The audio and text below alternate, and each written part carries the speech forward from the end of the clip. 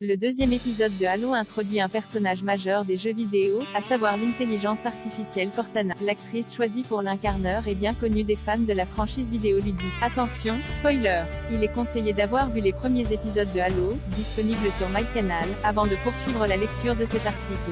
Les premiers épisodes de Halo, disponibles sur MyCanal, ont non seulement mis en place la guerre au XXIe siècle entre le commandement spatial des Nations Unies et l'Alliance Covenant, une coalition militaro-théocratique de plusieurs espèces extraterrestres avancées à travers l'histoire de Master Chief, Pablo Schreiber, mais ont aussi introduit un personnage emblématique de la franchise vidéoludique.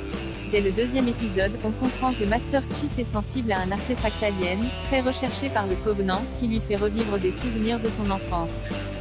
Cette découverte lui fait remettre en question son existence et sa mission, et le Spartan va douter des véritables intentions du commandement spatial des Nations Unies et du service des renseignements de la Navy, mais aussi de Catherine Halsey, Natasha McElhone. Halo sur Canal+, la série live-action est-elle aussi addictive que le jeu? Mais cette dernière réussit à regagner sa confiance alors qu'elle réveille Cortana, une intelligence artificielle qu'elle a créée et qu'elle souhaite implanter dans le cerveau du Spartan.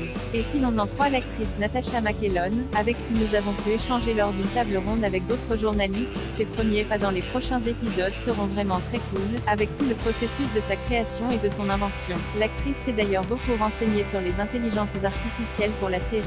J'ai trouvé tout cela vraiment fascinant, cette idée que la moralité est toujours en retard sur la technologie qui devient possible. Je pense que tous ceux qui entourent Catherine Halsey n'ont pas compris que sa technologie est viable et devrait être autorisée. Et j'aime le fait qu'elle ne semble pas vraiment se soucier de ce que les autres pensent, parce que je pense que, dans son esprit, appartenir à un seul courant de pensée ne nous aidera pas à faire évoluer notre espèce.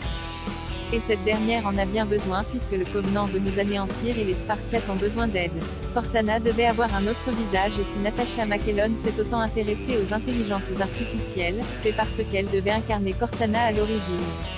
L'actrice avait en effet été castée pour deux rôles, Dr. Catherine Halsey et Cortana, mais IGN avait révélé en novembre 2020 qu'elle ne pouvait plus assumer les deux rôles en raison de problèmes d'agenda à cause de la pandémie. Et les équipes d'Halo se sont donc tournées vers l'évidence pour choisir l'incarnation de Cortana, Jen Taylor, l'actrice qui prête sa voix à ce même personnage dans tous les jeux vidéo Halo, de Halo, Combat Evolved au dernier en date et Halo Infinite. La comédienne de doublage est aussi connue pour avoir incarné vocalement Zoé dans Left 4 Dead, mais aussi Princess Peach, Toad et Toadette dans divers jeux vidéo Mario. Pour la série Halo, elle reprend donc son rôle de Cortana et l'incarne une nouvelle fois vocalement mais aussi physiquement grâce à la motion capture.